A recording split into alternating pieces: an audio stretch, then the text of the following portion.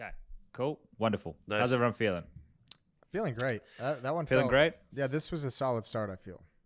Yeah, well, we actually, made sure we weren't peaking or anything crazy. It should make it easier in post, but I don't want to get into the tech talk. I always start with tech talk about fucking sound issues. I want to talk about this. This has been on my mind. It's pressing. It's something that, as a kid, I never experienced this. I definitely witnessed it. I knew other households where this existed, but it just wasn't commonplace within the majority of my family. And I feel that maybe it's a climate thing. Maybe it's also, just a cultural thing. But I need to know, gentlemen, do you wear any version of footwear inside your house? Yes. I okay, wear like a house shoe. Yeah. I mean, previously in my apartments and in my condo, I just wore.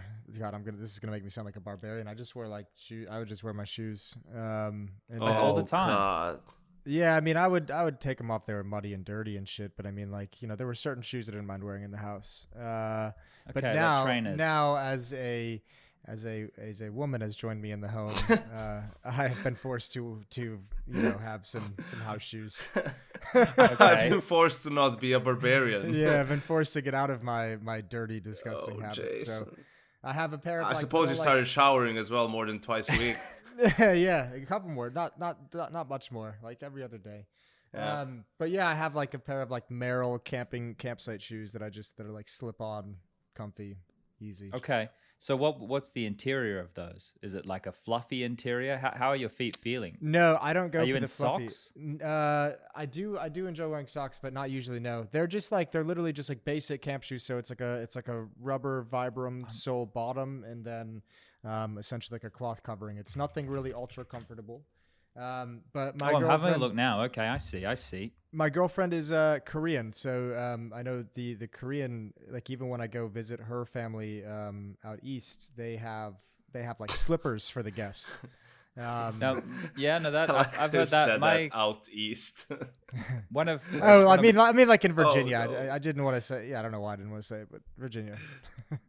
Well, like my auntie married into the family. She's Japanese, and they had some version of like the house shoe situation, but we didn't have to. You just had to take your shoes off when you went inside. You didn't have to wear anything on your feet if you didn't want to. And that's kind of how I grew up. Like, I'm pretty sure I was always barefoot when I was at home. Like, I might be off base, but it was just like when my old man got home from work, he'd always be like filthy as fuck, right? He'd be in sand the whole day, or it'd be covered in blue plumbing glue or some shit like that. Yeah. And like all his boots would be full with sand. So we'd always take them off and take the socks off, and then he'd come inside. Like, none of the clothes would really leave the laundry because the man was wants to jump in a shower, wash all the filth off. And I don't know if that was, like, I'm trying to think about my sister and my mum, because my mum was like a dance teacher. I don't think she was wearing shoes inside. It's probably better to be dancing barefoot, I would imagine, especially in it. Like, what type of floorings though? We had cork flooring. For example, in Serbia, you almost always take your shoes off, like when you go into someone's house, and unless they explicitly tell you, you can keep the shoes on. And like for me, I also never wear socks inside. Like I would like to walk around barefoot, but I have like house slippers, I guess you call them. And the interior is not fluffy, although that might be something to explore for the future. But yeah, no socks unless it's like extremely cold. Because like when you walk on tiles and shit, it gets cold to walk without slippers. Yeah. But to walk with shoes on around your own house is like just a barbarian thing to do.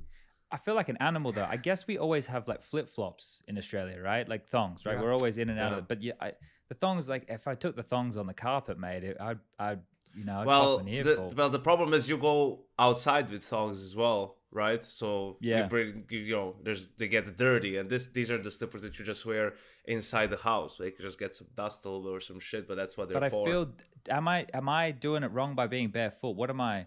No, well, you're not if your place is clean. Yeah. Yeah, well, I don't think the place is all right. I'm just looking around. Don't feel bad about barefoot. I do barefoot as well. I do everything. It's different mood, different day, It gets a bit dusty here. Commando on some days. Exactly. But that's the thing. When you're just at home, you don't really need any underwear, do you? No, like it's really not essential. Clothes. Yeah, like if you're on your own, or if you're with a consenting. I think your neighbors would tend to disagree, Jason.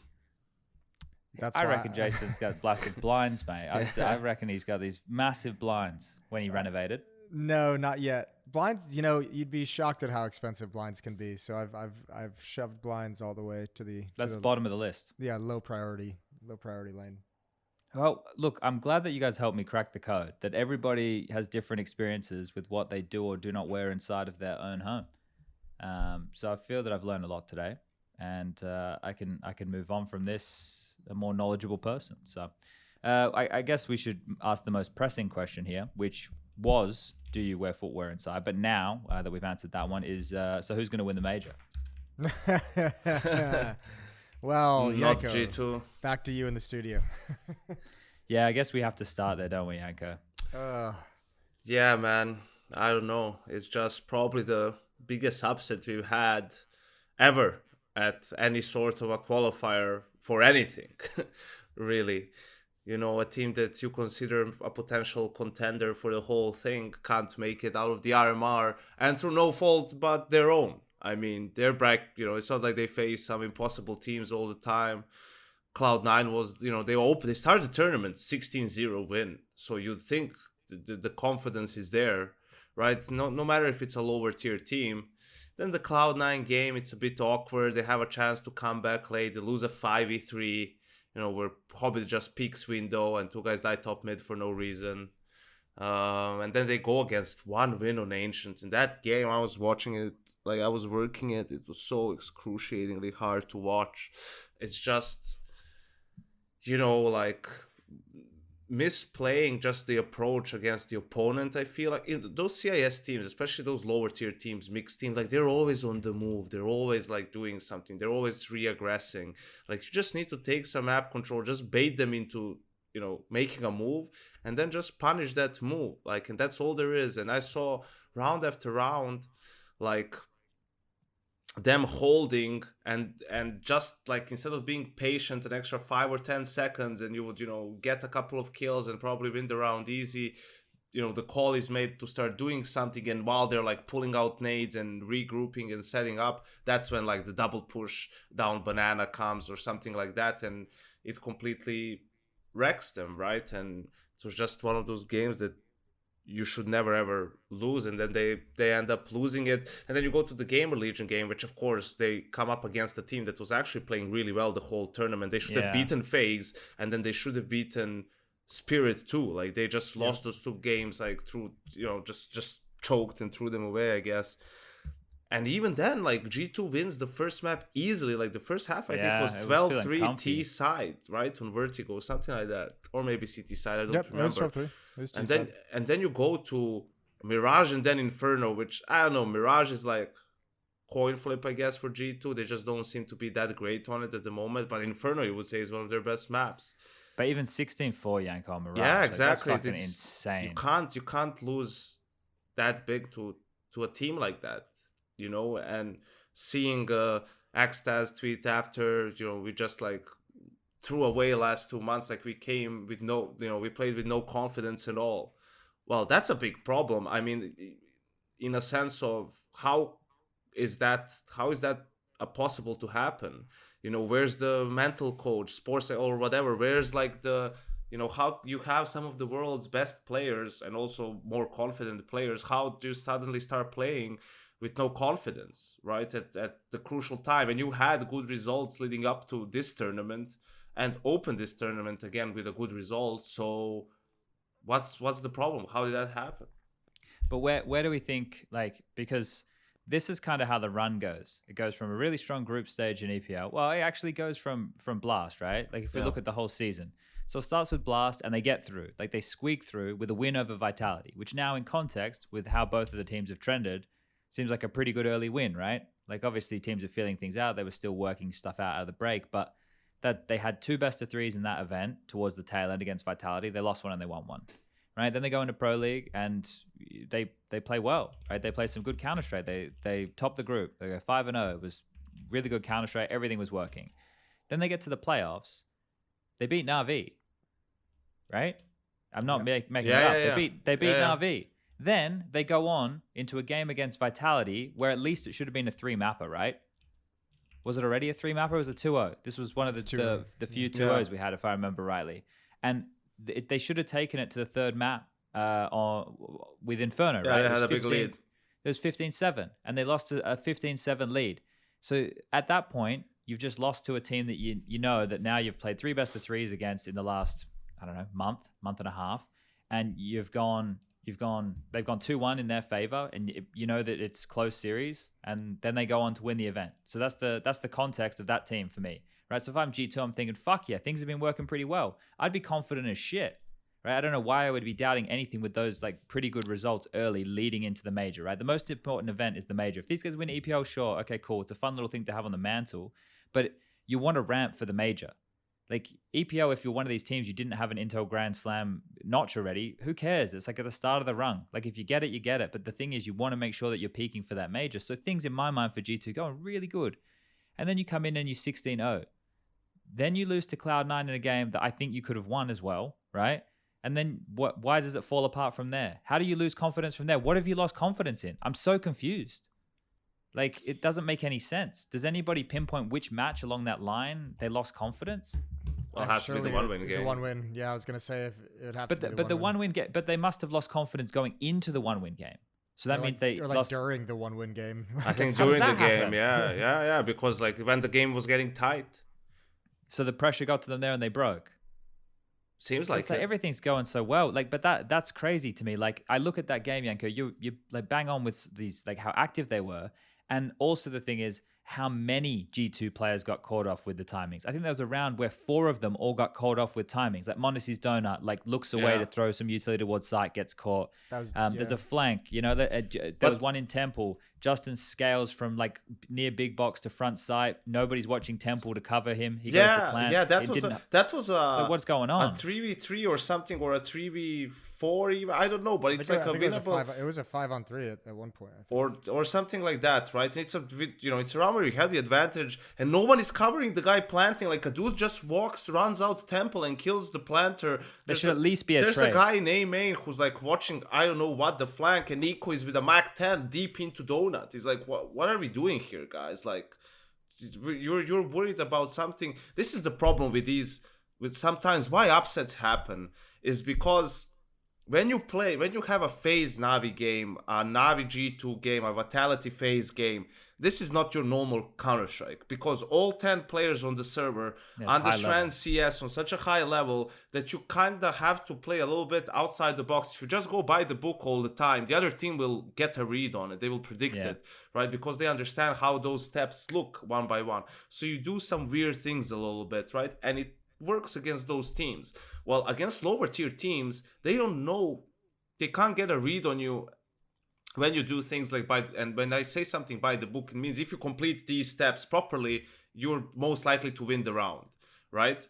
And that's just all you need to do against these lower tier teams sometimes, right? But instead, you're thinking you're still on the server against like FaZe, and gonna have Rops on a super delayed flank, like coming late and getting 2 kills in the back and winning the clutch. No, you're gonna have dudes pushing through a smoke, right? Like walking through a smoke and running through Temple to try to get 1 or 2 kills fast to have a chance of winning the round, because that's all they know how to do, right? And that's something that comes with, that has to be a part of preparation, like literally telling to your players, this is not phase we're going to be playing. Like you can't, I always hated that in practice as well for my players, when some opponent would do something quote unquote dumb or YOLO, right? And we would end up losing the round. And then you hear them, look at this idiot, what he's doing, blah, blah, blah, blah. Like, who's the idiot here? Like, we lost the round, their play worked. Like, why, instead of complaining about it, let's make sure like we're,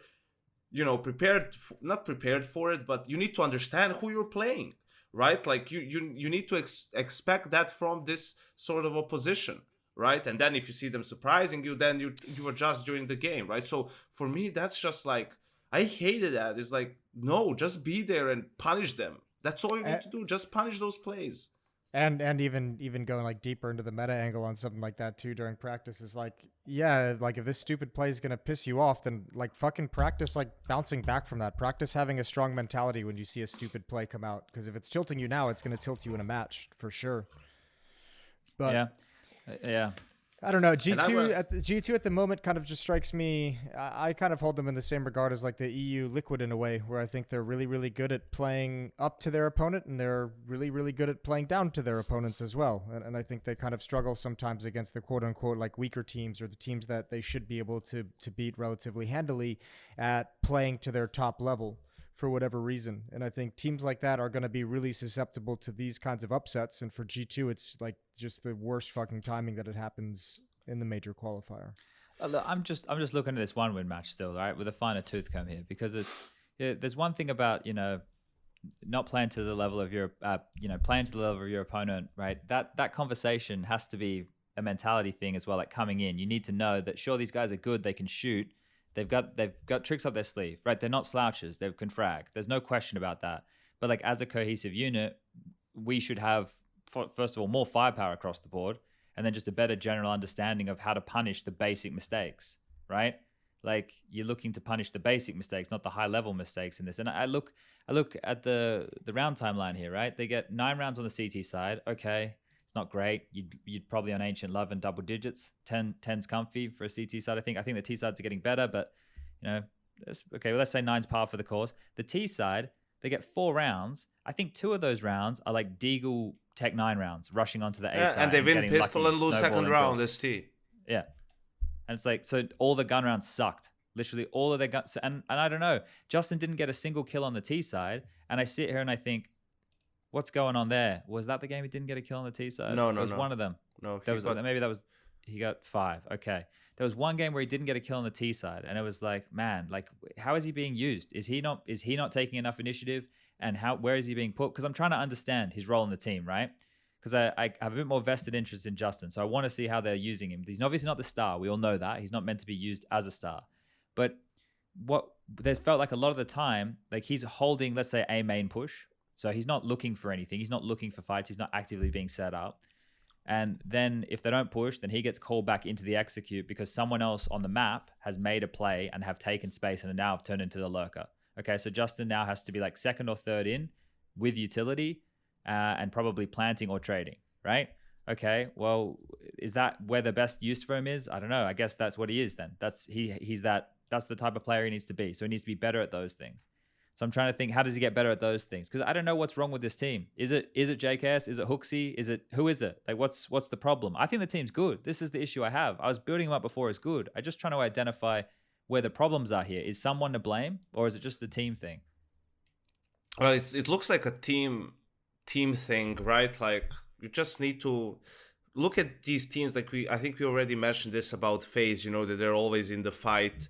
You always feel like they have this ability to come back, and also like they weren't anywhere close their best game during this RMR, and they're 3-0 at the end and booked a legend spot, right? Like I mean, they had all those close games, but they got it done, right? I mean, even the old VP, now outsiders, we've been talking about them as the most difficult team to put away.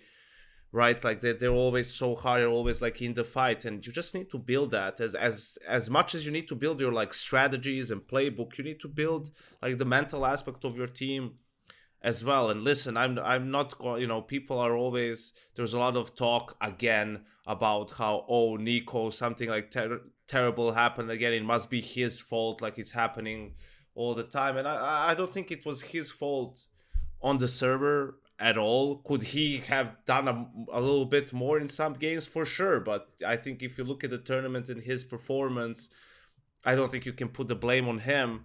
But I think he definitely needs to. I didn't get a chance to like see him yet and kind of break down stuff with him and hear from him what he believes happened. But I feel like he is in that sort of Kobe moment where Kobe realized like, okay, I'm the best player on the team and I'm one of the best players in the world, but how can I be a better like leader and make the players around me better potentially? Like when he was an in-game leader, he was a good in-game leader, man, and he was good at like telling people what to do and talking with authority and like calling well, right? But what I'm talking about here is it's not that. It's more so when you see doubt creep in, right, in your teammates. Like you kind of lead by example a little bit on the server, but again, it can't just be that, now he's gonna do something aggressive in Banana or Inferno and win the round for his team. Like sometimes the opponents won't let you do that. Like they'll just play against that all the time, and they'll make you have to play passive or whatever. It's more so like if you see them if you're dead and they're a bit more quiet in the clutch, you like start talking, for them, and or you just tell them, hey guy, come on, let's pick it up, like talk a little bit more, or you just suggest, hey, Hunter, JKS has a flash for you, right? And then he says if he wants it or not. Like all those little things where even if it's a timeout, I always found that like the coach, of course, always like talks and tells you what to do and comes up with stuff, right? And is on players' asses in a positive way and in negative way sometimes when you need to be. But it's becomes really powerful when players start doing it to each other, right? Like when players are holding each other accountable. And you need to do that, right? Like the players, the coach is going to take a timeout and try to motivate you, but the players need to motivate each other, right? And pick each other up and have that sort of a good atmosphere, which it looked to me like G2 had. But, Hooksy, time will still tell how good of an, in-game leader he is. It seemed like that they were doing better than, they end up not qualifying. But, he's not the biggest name on that team, right? Like, he is the captain. People will listen to him. But, Nico is the star player. And the best player always, like, his voice matters a lot. I'm not talking about what are we going to do, what are we going to play, but just in terms of when he speaks, everyone else, you can guarantee that they're listening with intent, So I think he could be have a positive effect in that way, in addition to what he's doing on the server, right? And it might be something that he's already starting to do or not, I don't know, but I feel like if you want to find a way to make these, to prevent these things from happening or happening less, like it has to be that sort of a way where it's through communication, through trying to build, your teammates up a little bit more. Well, this has to be the question though, right? And I feel like I know what the answer is going to be from you guys, but there's like a large community sentiment that they should make changes, right? Because that's what people are doing. They're looking for the reason as to why they didn't qualify for the major. And a lot of people are like, I know it's just forums, but this is sentiment being expressed, right? So I'm curious, this sentiment that's being expressed, do you agree or disagree with it? Because I think if they were to make changes, which I don't think they should do it right now, right? Like the whole thing is if this team has even the smallest thought of thinking things aren't working, let's change something, they should do it immediately. Right? This can't be like, well, what's the point of doing it in 6 months' time? Why are we only giving teams like 2 months? Right? This is going to take a long time to build this up. The core of this team, right, with Monacy coming in, is still not even that old, right? Like the amount of players that have gone through the door at G2 in an 18-month time span seems pretty crazy. Yeah, I'd say no to roster changes. However, I'll do the caveat that going into a major, this is where, right after the major is where a lot of teams look to make changes and where a lot of players will be potentially up for grabs. A lot of players will be on the market and a lot of teams will be willing to listen to offers. And if something falls into your lap where you feel like you could upgrade, I think I wouldn't be upset if they went for it. You give yourself such a small lead time though, you give yourself a lead time because you have the break. So there's a month off. The end of the year is pretty light as far as events go anyway, right? I don't think but this month off is not really like a month. I feel like, well, I mean, I'm not going to say you can't improve and you can't have practice, but with all the teams that are going to be at the major, I think, and probably, by the way, how mentally crushed you're going to be not being at the major while the major is going on, I think it would be obviously amazing if you could find a way to have some productive practice. I'm going to say, I imagine it would be very, very tough to have some motivated players, but yeah, I just think there's going to be some opportunities for them to look around when the dust settles and say there's opportunities to upgrade here and there. But it's just if it falls in your lap, I mean, is there any better way to motivate yourself than having to watch the major from home? I mean, I even tweeted that like something, you obviously never want to feel the way you're feeling right now ever again, so that's absolutely a motivating factor. I mean, I think we both know there's things like that, which I would agree with in theory from the outside, but in actuality on the inside, I would say that would be a very tough thing to pull off. I don't imagine they're playing Counter-Strike this week, right? No, not at all. I imagine it's probably like a week, maybe even 2 weeks where they're not playing a lot of CS. And then at that point, when the major is on and the teams are now ramping into the major as well, They will get great practice. Why? Because they won't be at the major, and people will do their best shit against them, right? Because they won't be worried about that. That was always the problem. Like, you can't test your thing, like you have to test your really good strats against like a tier 3 team. But, a tier 3 guy who plays in pit, and then I go into a game and an Electronic is playing pit and he pulls off some fucking move I've never seen before, right? And ruins like the strat that was our go-to strat, for example, So teams you don't want that to happen to you, obviously, right? So you'd want to get an opportunity to test some of the new stuff you're going to have for the major against good players, and that's going to be G2 and Astralis, I guess. I just want to answer your question. Like, I think I saw a cool quote recently where it's like, some things just take time. You can't get, a baby needs 9 months to get out. If you being with like 9 women, it's not gonna come out in 1 month, right? Like, sure. So I think G2, even if you look a little bit at NIP, and listen, it's a super small sample size, I don't want to get into all of that, but I was saying the whole time, I just think they needed more patience even with the old roster, right? Like, I think they ran out of patience too soon and didn't perhaps try to work things out as much as they could have.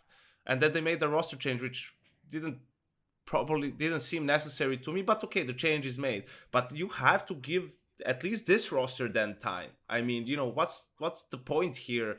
Like, you can't make the world's best team in a month or 3 months or probably even 6 months. Like, I don't understand people who talk about FaZe. Like, FaZe, it took them a year plus to get to where they are, the whole of 2021. And, they were working, they were getting to know each other. Carrigan was like working things out. And then they just got Robs instead of Olof. Like, he already knew Carrigan from before. They knew each other. They didn't change, they didn't build a new game because Robs was coming in. They just changed some little things here and there. So they already had the foundation by the time Robs came in. And then obviously he was the missing piece, and then everything clicked and they started playing really well. I mean, look at Navi. It was years in the making. Like, look when initially Boomage came to the roster and you had Boomage, Electronic, and Simple. When did they first start playing together? Like, someone can actually look that up out of YouTube, like, while I'm talking. Because... Sure, I got it. Like, then they had that. Then you first had Perfecto, right? And then it's maybe then you add Bit, and then you have like that breakout year. Like, Anna Blade was with them since that time. So Boomer joins Navi 2019, right, in May. So that was like half of 2019, the whole of also 2020. They all got their ass kicked for the first half of 2021 until they got rid of like Zeus, right? Well, even like when Perfecto came in, I mean he was like with Gambit, Perfecto, like the new players took a while to rise up. Like, yeah, they had to really. And it was in 2021. Like, was at some point they also were playing super slow. Like, they were on T side, we were always like being the guys, come on. And once they made that change as well, game wise, that's when they really like exploded onto the scene. So no, it does seem sometimes like teams like kind of operate. Well, or I mean, I know it seems a lot like fans operate, and I don't think that's ever going to change because I think fans are by nature like a little bit hot-headed just due to that's okay, right? But yeah, that is okay. That's kind of their role. But I think sometimes teams maybe get caught in like the old line of thinking. Remember, like there was the era of CS where like you could make a roster change and bring in like a blockbuster player, and you would shoot up to the top like within like 2 weeks of him being there. Like the roster change would just work, and I think Counter-Strike's gotten way too complex now and way too like micro details and way too much about the way this game has evolved over the years makes it pretty much impossible to just throw a lineup together and compete immediately. It does take plenty of time and plenty of work. Yeah, well, and the thing is, like we talked about that run from out of the break all the way through, like they did well at Pro League and then they didn't do well in the RMR, and obviously the RMR is more important, but we've been able to see not even the peak, we've been able to see what is possible when they're playing good Counter-Strike and what it looks like when they're playing bad Counter-Strike. We've seen both, right? And you should try and make both of those make the winning better and the losing not as bad. Make sure you're not getting blown out on Mirage 16-4. So let's talk about something else a little bit more sad, and I don't know if you guys are sad about this or if you guys are okay with this one. I think this was a bit more expected, but Astralis not making it. Now we know Config was out for the reason now, which we all have come to know, the whole fighting situation. All right, what do you think about that? Did you see his statement? Here we go. Yes, I did. What are your thoughts on it after it, on the whole situation? I don't know. Like, there's a lot to break down. All right, so I'll say what my thoughts are, so that you can see where I'm going with all this, right? So obviously, listening, it's out there, guys. You can check it on Config tweeted it out, a tweet longer, explaining it from his POV and everything that happened. And some horrible things did happen to him, right? Like, talking about the guy getting kicked in the face and falling down, and the other dude breaking his leg and whatnot, and what he was going through. Like, that's not like, obviously easy to even read about, and must be hell what he was going through, right? But here's the one thing. This is the only thing that matters to me, right? Could that whole thing have been avoided? Absolutely. Could he have not been in that position? Did he put himself in that situation? He absolutely did. And for me, that's all there is to it, right? Like, you could have, and he even says, like, I could have avoided, like, even after that initial incident, which was bad but not terrible, he decides to go after the guy when he sees him later on. Like, you already got smacked, and you were lucky to not, for things to not go terribly wrong the first time around, and then you still, like, go after it. It's like, man, like, how am I supposed to, I feel sorry for the dude that he's going through, like, some really bad shit, but man, like, you could have, and that's the thing, we talked about it, like, on the last episode. I was saying, like, you have to understand as a player in this industry, in this environment, like, what your livelihood is. You can't put yourself in those situations. Like, you need to stay away from them. It's really simple. If you were doing something else, yeah, man, go ahead, do whatever you want, like, pick fights with whoever you want, right? Like, you need to set aside your pride sometimes and whatever for, your own greater good. So it's like, as soon as I read that, everything after is just like, yeah, man, it's horrible, it sucks and everything, but could you have just prevented all of this by being a little bit more smart? Yeah, you absolutely could have. No, I get where you're going with this. I don't know. I was brought up like that. Obviously, violence or fighting should be the last resort in all situations, avoided at all costs unless completely necessary, right? So, going out and seeking that type of scenario is something that I would definitely be avoiding, and I think that most people should try to avoid situations like that. We shouldn't be getting into those scenarios if we don't have to, right? Unless it's life or death situation. So that right there for me is already like a hard part. Like, I've never been like a megally aggressive physical guy. So like, to that kind of stuff there is like, hey, look, let's, there's always a way to solve things. It's also a way you can't be cheeky in public. I know this sounds ridiculous, but you never know who you're talking to, right? I think in our world, exactly.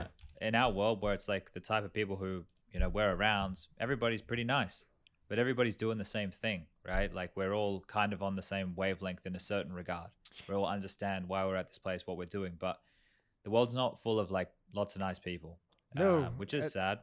And even if it wasn't, that's it. Even if it wasn't like some dude like kicking his ass, like, it could just be someone trying to like fucking take advantage of the position you're in. Like, I don't think even sometimes the public doesn't really, like, even interactions with random people that I have some like frequently at events always like is buddy up until they finally get to being like asking what they need from you or what they want from you. Like, there's a lot of people that are going to be trying to take advantage of especially players who have a lot of money and a lot of big mouthpiece. But I think for me, that config situation, I remember just like the whole thing, like my mindset on it is just like, it's like a kind of a good like view of where the organization has gone, because they've gone from being like the number one team of all time with these roles that fit, and everyone like everyone's sacrificing for each other, like Dupree coming into the major having lost his father and his team rallying around him, and then you get into this situation of this Astralis lineup like really struggling and really difficult. And I can't think of like much more of like a selfish situation to be put in,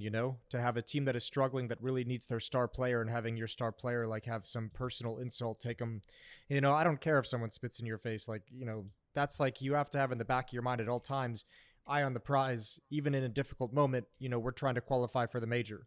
we're trying to get to the major. And if I do something like this, if I get into this kind of a situation, how much am I screwing over my teammates? So it felt like a very, again, I'm with Yanko. Like, I feel really, really bad, and I wish he didn't have to go through it. But at the end of the day, like, there were some pretty fucking selfish decisions made in that scenario and in that moment from Config that screwed his team out of a chance to go to the major.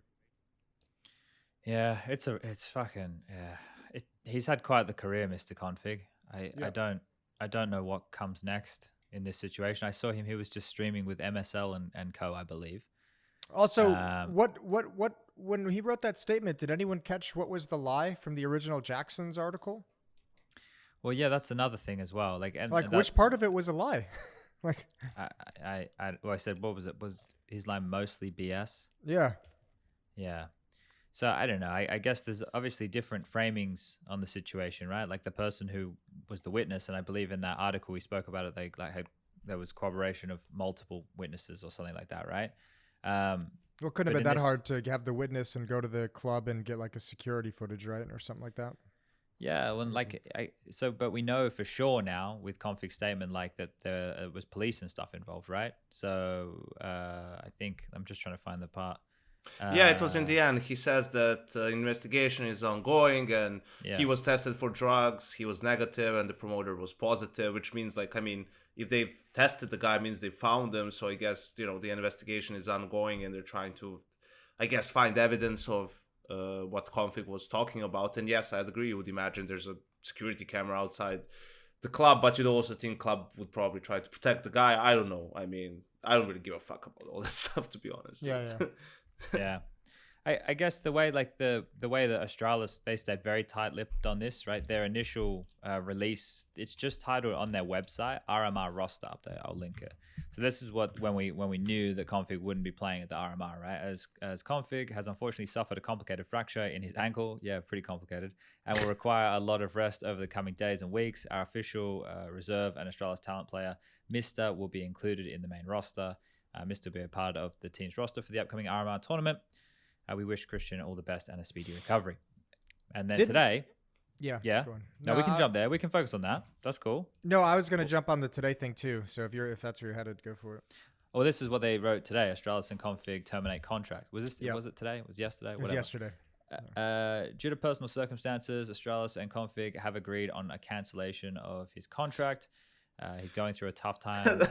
That one. This part is so funny. It's so fucking weird to call it a cancellation of his contract. I've never heard that verbiage used. I'm so curious what that actually means. No, but it's also issues he doesn't want to discuss publicly, and he just put out a Twitter longer publicly talking about everything. It's like, what?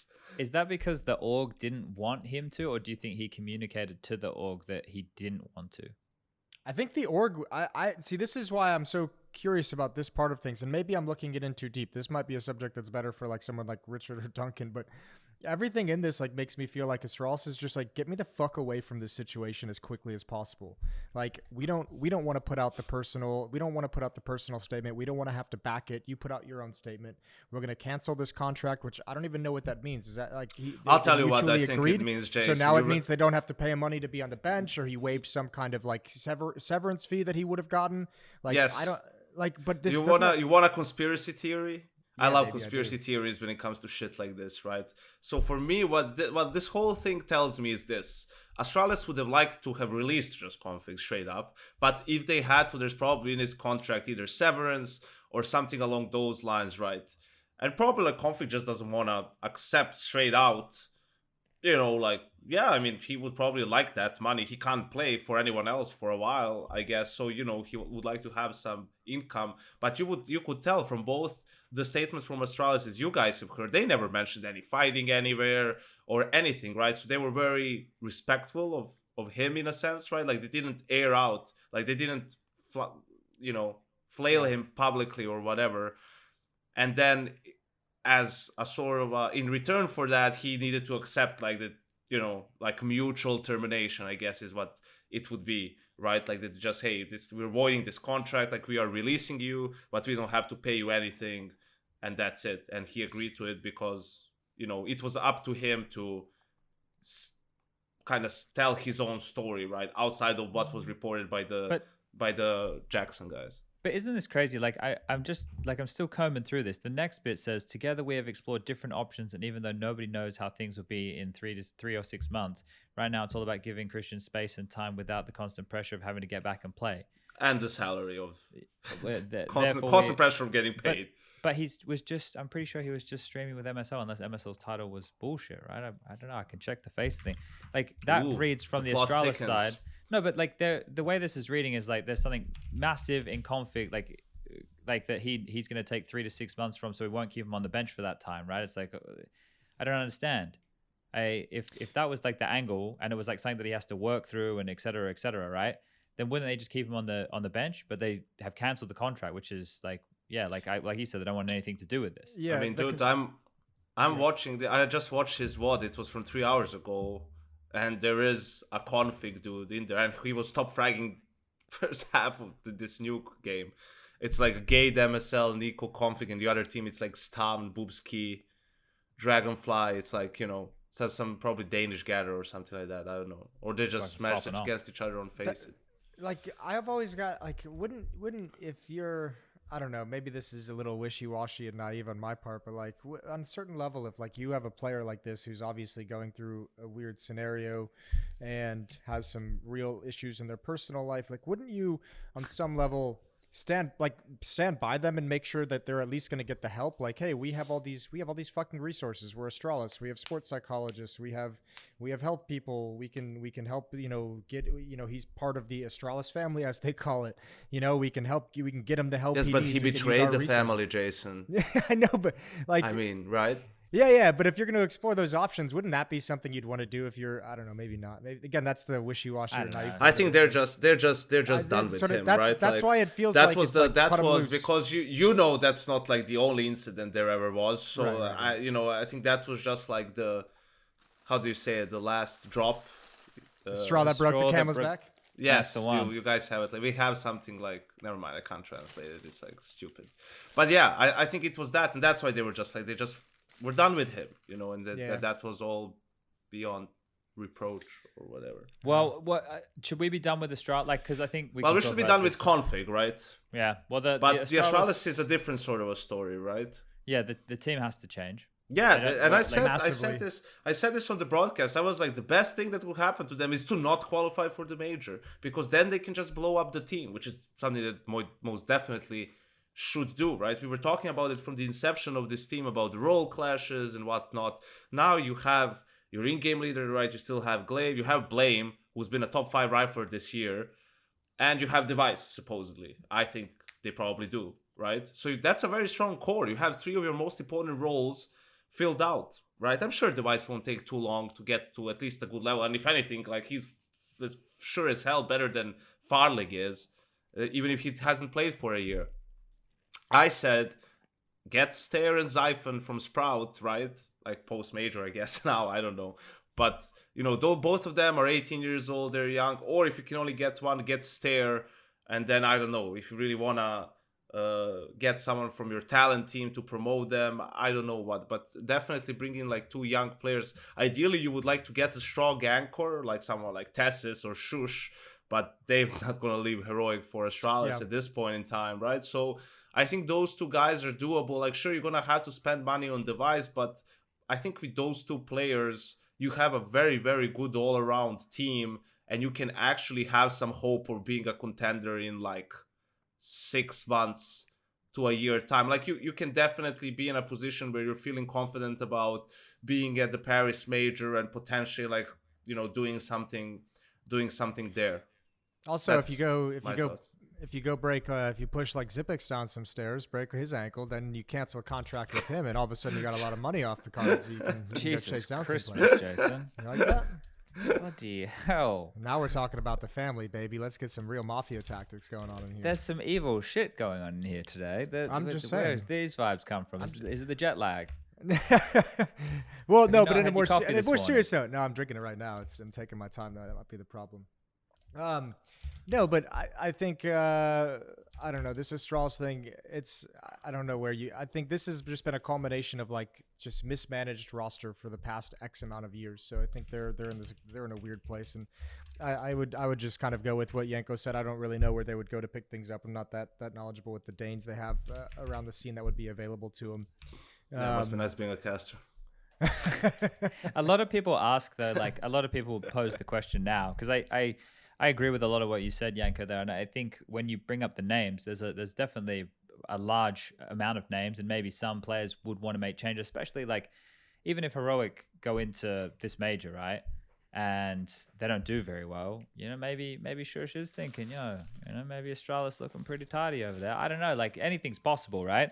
And I think what I wonder? Okay, Jason, then chips, but it sounds good. I'm wondering about this, Chad. Cereal. Like, popcorn. You know how it is in Brazil, right? Like, I mean, the opportunity to play with like Fallen or Cold or something like that. Sure, a lot of players treasure that.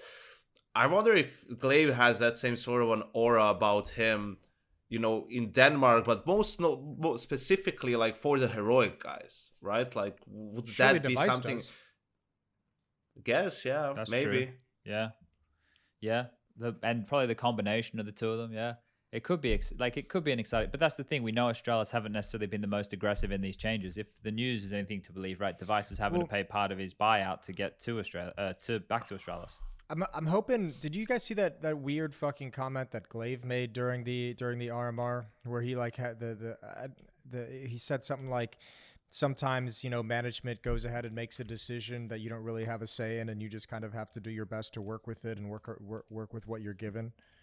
I'm gonna look at the context of that, but I know the headline. Yeah. I saw the headline. I can't recall the exact context either. So double. The headline is the organization sometimes wants to try something different. You got to respect it and do your best to keep your spot. What's the context? So I'm gonna find the context of that right now. But I'm just thinking like that sounds to me like a Glaive who's probably made some suggestions on where to take the team and where to make changes and who to bring in and who to move out, and none of it has gone his way. The org has kind of not really listened to his instructions. So I would hope that at least at this point, after you bomb out of the qualifier, if you're Glaive, you probably go back to them and be like, see, I told you so. And like, hopefully that's giving like bolstering some of your position and some of your points to be able to kind of help steer the ship back onto the right track or back in the right direction. A lot of that going on at the moment. A lot of I told you so. Ton of those going around. Yep. So here's the question. It was towards the tail end of the article on HLTV, or the interview on HLTV. I know there isn't much you can tell me about config and device rumors flying around at the moment, but does it affect you coming into a tournament with so much furor surrounding the team? No, I don't really think so, because we all want to go to the major and it means a lot to us. This is a really important tournament and we all want to give it everything we have. You never know what is going to happen in the future, and that includes everyone on the team, also me.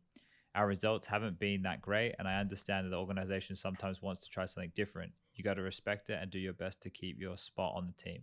So yeah, spot on the team. They're just talking about playing for Astralis here. So it's definitely changed, right? Because back in the day, not even that many years ago, the core of the team basically decided everything. It sounds like Astralis now is broken up into so many little parts, right? With the old Astralis, 3 of them, and then I guess Glaive came in, cementing that 4th spot, but they were the ones who were like in control of the team, it felt like, right? Like Device, Dupree. Yeah. You obviously. Well, that's where a lot of those issues initially started cropping up too. Was the vibe was always that the players and the management agreed on like a lot of different ways of doing things.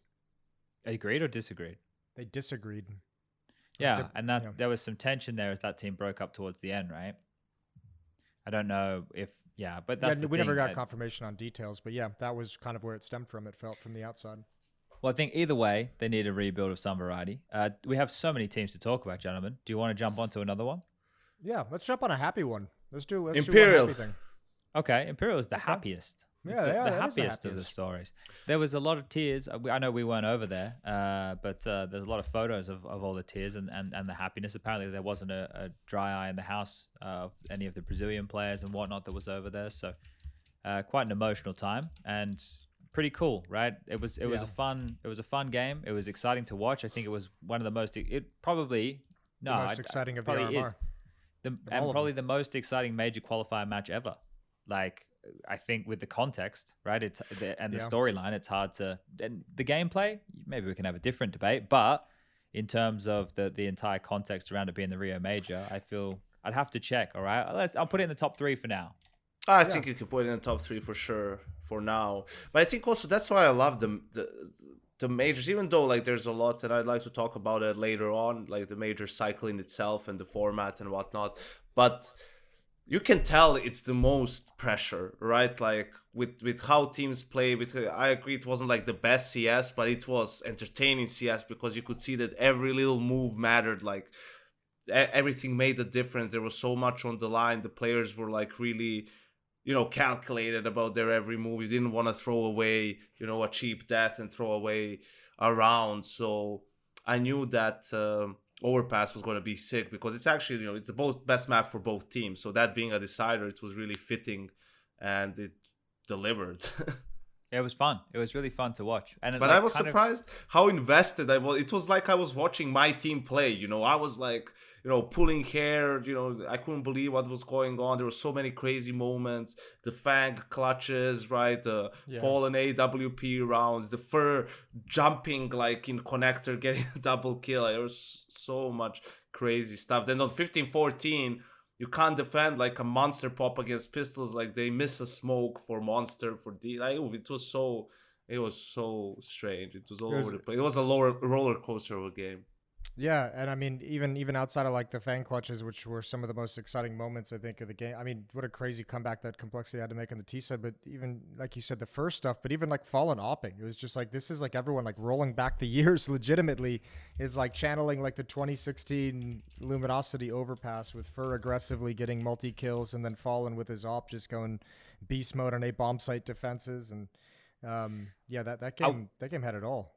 I will say they're lucky they had that boy Cello. Yeah, he went ham to start the game, didn't he? Holy hell. Good pickup. That one's paid off already. Yeah. It got them to the major. So I think for Fallen and Fur and Bolts, I don't know. Bolts isn't even that old. He's only like 25, I think. Really? But yeah, for Fallen and Fur, obviously, I think there's been like different interviews coming out hinting towards the tail end of the career and stuff. And it's almost at the end, but this is probably the best if they were going to go out, right? I don't know if they are, but if they were going to go out, this would be the best time to do it. You've just made it like full circle. You have been grinding, you've been sleeping on mattresses on the floor in a fucking kitchen. You've gone on and won majors, been at the top. You've had a bit of a downtime, but finally, the game that you love and the game that you've helped nurture the community of in your home country comes to your country with the biggest event, right? The major. It's a fucking big deal. And there's a shitload of fans there, and now you get to play there in whatever stage they play. They'll be in front of a crowd, right? So that's really cool. Like they've achieved something that is pretty bloody amazing. So I'm curious, how much do you think that is going to give teams like Imperial and the Brazilian teams like Double O Nation and Furia? How much of a buff do you think that's going to give them in some of the challenger stage games and all that? Like like playing in front of some momentum CS, it'll help. Yeah, but I mean, like, man, that's such a huge buff to have throughout the entire tournament, like the entire qualification process. Like, even if it just helps you win like one game over, or like overcome like one little underdog deficit, like what a crazy benefit that is to be able to have 4,000, 5,000 Brazilian fans in front of you for every single match. I think we're going to have to readjust our opinions on biased crowds because we're not going to have any choice when the Brazilian teams are playing, right? So maybe we have to let Denmark off the hook here. I don't know. Because obviously, I don't think too many of us think there'll be many Brazilian teams deep in the tournament, right? Furia is one of those exceptions that we think has a chance. But that's why I'm wondering. Does this crowd think they can keep running that deep? I wouldn't. I think we could get a second Brazilian team to the Legend stage. I don't think anyone but Furia has a chance to make it onto the playoff stage into the champion stage. Yeah. It's going to be hard. I guess, it kind of depends on it. But yeah, it's going to be a plus, of course, but I don't know. That means it has to affect the opponents in a negative way as well, right? It's going to affect them positively, but does it affect their opponent in a negative way? Then I don't know if it will. That's why I'm curious. I know. Like just from speaking to some of the players in Malta, a lot of them brought that up. A lot of them brought up that there was going to be like a whole Brazilian buff going on with the crowd throughout every single stage. A lot of them mentioned it frequently because I think I forget who's the original player who brought it up to me, because I hadn't even really thought about it in that context until like maybe I got to Malta, and then I started asking some of the other players about it, and they all were just like, yeah, it's gonna be a little fucking crazy playing against Brazilians who get a crowd at every single game, like a home crowd at every single game. Yeah, I know the players are thinking about it, is all I'm saying.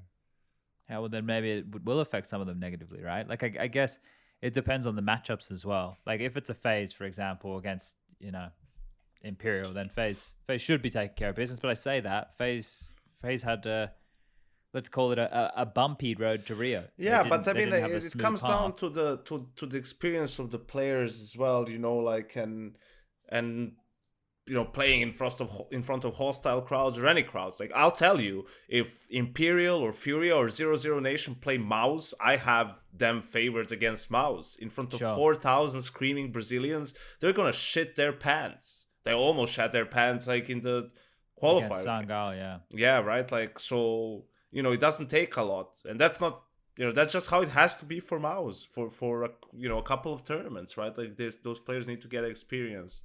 But yeah, against someone like Vitality, I don't really think that's going to be the case. Yeah, I think I kind of have an idea of what I'm expecting when we get there, but I think it's going to be a completely different experience once we're there. Right? It might be one of those things like you hear about Disneyland as a kid, and then you get to Disneyland as a kid, and it's like, wow, this is a fucking magical kingdom. But I think this is we've seen crowds before. We know what it's like, but this should be on steroids in my mind. Yeah. So I hope. I don't know. I'm not going to blow up any expectations of it. I think it's going to be good, but we'll wait and see. Do we want to pivot to FaZe? Do we want to talk about the FaZe gang, because they did have a bit of a rough ride, boys? It wasn't. They loved the overtimes. I want to just right before we switch, I want to say about Imperial one thing. That, obviously I've like coached Fallen and been on a team with him, but also been on a team with Fur. And even though I've had, I didn't necessarily love like some of how he was doing some things, or potentially his work ethic at some times, right?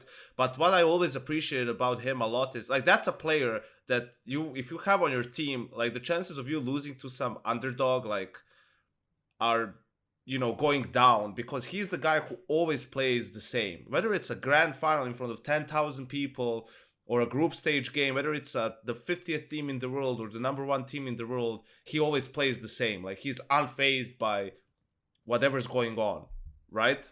Like, and he is also from Rio de Janeiro. Most of the players are from Sao Paulo. So for him to get to actually play, the major in Brazil in front of his home crowd, like, I'm happy that, he's getting to do that. Jason, do you have any thoughts about from a sentimental value point here about the Imperial situation? You want to get any emotions out?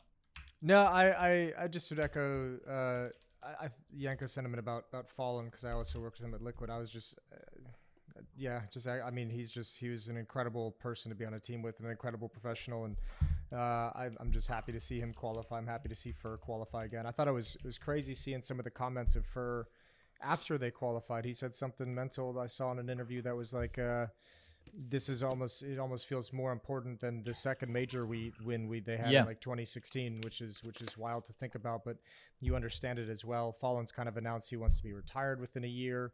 First said he almost even quit leading into the RMR, like he was telling his teammates he didn't really want to play anymore. So I think it's cool seeing, as an old guy, it's cool seeing some of the old dogs able to bust out a few new tricks to qualify. So that was fun.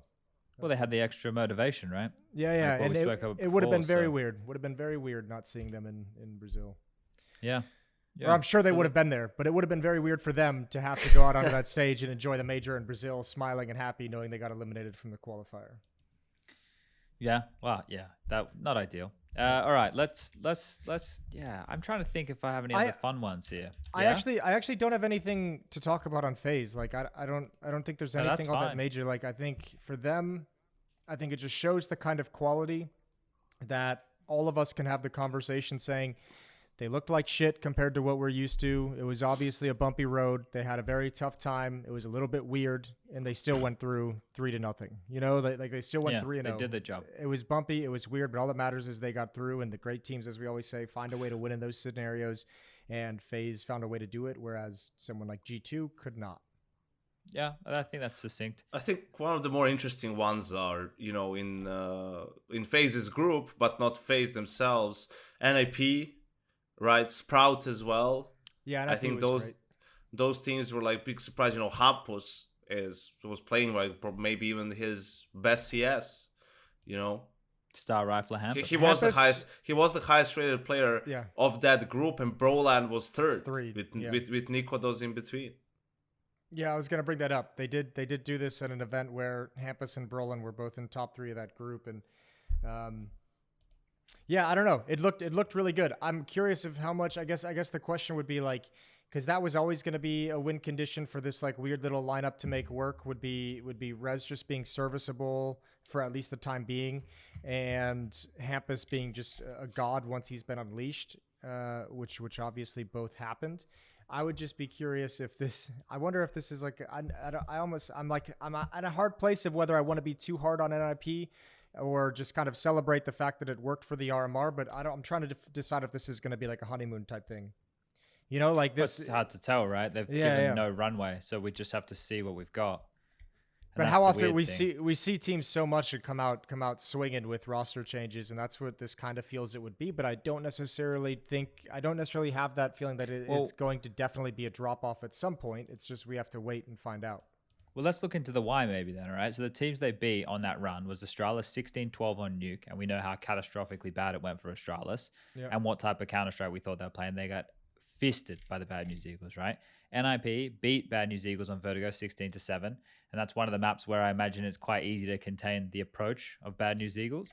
And then the team that they beat to get through was Cloud9 in a best of 3. And if you think about it from Cloud9's perspective, this is a team that's just added an in-game leader, have a guy that's changed from being a star rifler and is now the AWPer, and their old in-game leader is now the star rifler. So there's no tape on them. It's the first event, and Cloud9 strike me as a team that likes their preparation. So look, I'm not saying that what NIP did was a fluke or anything like that. I'm just presenting kind of how those matches look. It's good. I think that we talked about what this team could be if all the things click. But all the things feel like they should click in like 6 months' time. It doesn't feel like Rez can become a star AWPer overnight, right? And I think that's probably reflected in the statistics. Like, I can go check over those matches he played, how many AWP kills compared to maybe another team that went 3-0. Let me see if I can find that shit. But what did you feel, Yanko, about NIP? Do you look at any of those matches kind of through a lens and be skeptical of the result, or because it's hard to base it off of 5 maps? I think you're spot on about no one had any info on them. Like, you don't even know who plays which spot, right? And I think especially against a team like Cloud9, who loves, you know, to prepare well and focuses a lot on that, I think that definitely played a big role. But also, you know, Cloud9 was up 14-10 at CT on Vertigo, man, and they lost 16-14. So that team also is becoming more and more frustrating for me to even talk about. But yeah, I mean, NIP just got it done, and obviously the sample size is too small to be able to tell anything, but they got the job done. And they got into Legends, and for me, this is like the thing, right? Like, you get Legends from the RMR, you have not only guaranteed yourself a spot at the major and skipped a phase, you've also guaranteed a spot at the next RMR. Because the top 16 teams from, you know, the Rio major are gonna automatically they skip the online shit. They don't have to play the online stuff, right? Yeah. And I don't know if you boys have something else you want to talk about, but this might be a bit lengthy, so I was gonna start it out. Like, I think like this whole cycle, the qualification process is like super off to me. Like, there's a lot of things that don't make sense to me, and that I think need to be improved. Like, why does FaZe need to qualify for the major as the reigning champions? Yeah, that would be the only team that I would be cool with being straight back into the. What about now? I think I'd even be fine with 1 and 2. To be what honest about top 4? Nah, top 4 is too much for me. Top 4 fun. I actually don't mind the way that they've changed it, but I would do both finalists get to go through.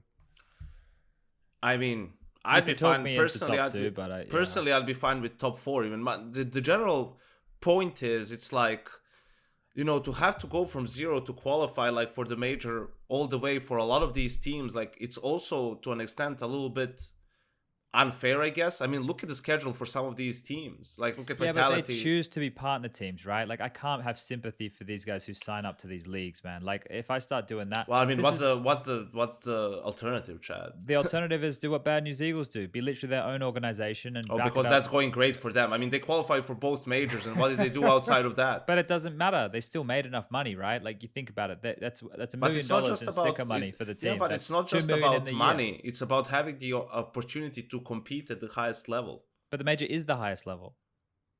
Well, I mean, yes, but also there's 2 majors and there's like 8 tier 1 tournaments in a year. Yeah, but so you're playing a quarter of them to get like the reps and stuff in, right? But like if you do well enough at the majors, reps, just to have opportunity to lift trophies. But you're going to get those opportunities, right? If you're good enough. I get what you're saying. They're not good enough. They haven't been at those events. But for them, like if they can just do this twice a year, they get back into the majors. Like, I don't know. I'm not. Well, you're saying it's worth it. I'm saying it's not. But I'm not saying, right, that I can have sympathy for like a G Tour or an Astralis or a FaZe or anybody who are partner teams. I mean, and ESL. That's their own choice. And I don't expect you to have sympathy. Like that's probably it's the least relevant point. Like out of what I'm trying to talk about, I think like there has to be a sort of a point system to some extent. Let's say I don't follow Dota as closely these days, but I know they had those DPCs and like qualifiers, and then events would carry some of the points. And if you get enough, you could be qualified for TI. And then also you had events, you had qualifiers still that would qualify a decent number of teams, right? So it wasn't like if you weren't attending those tournaments that you didn't have a chance in hell of qualifying. But I feel like, teams like, let me open the ranking as well. Like teams like Navi, FaZe, Vitality shouldn't have to qualify for the major. Like they should be at the major, at least in the like 24 teams. And also the 24 teams is a shit format. Like we shouldn't be having a 24 team major. Like if anything, we need to make it a 32 team major at this point and have like more games running at the same time. I don't know, because it's so silly to me that we have like a major tournament where 8 teams, you can't play the 8 best teams on from the start of it. It's like, well, what are we really, what's the point of all this? And it's not a qualifier anymore. Like that's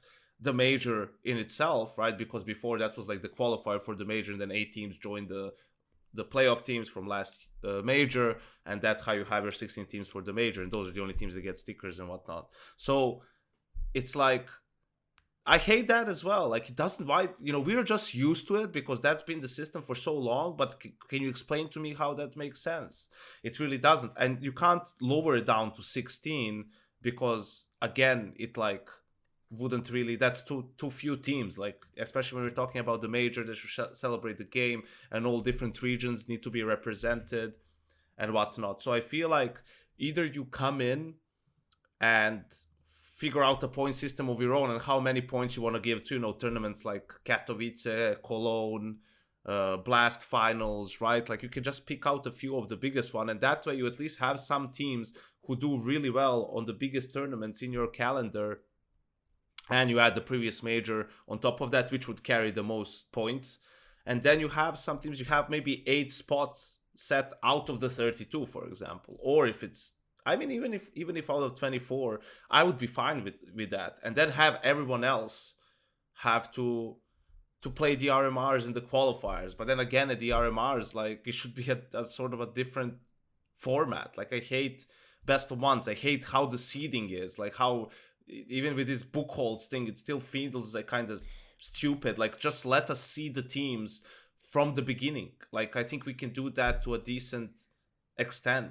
Right? Like, so I don't disagree that like I think this could be some adjustments made, but I think the reason that it's hard for Valve to grab everything that goes on in our ecosystem, they can't treat it all equally.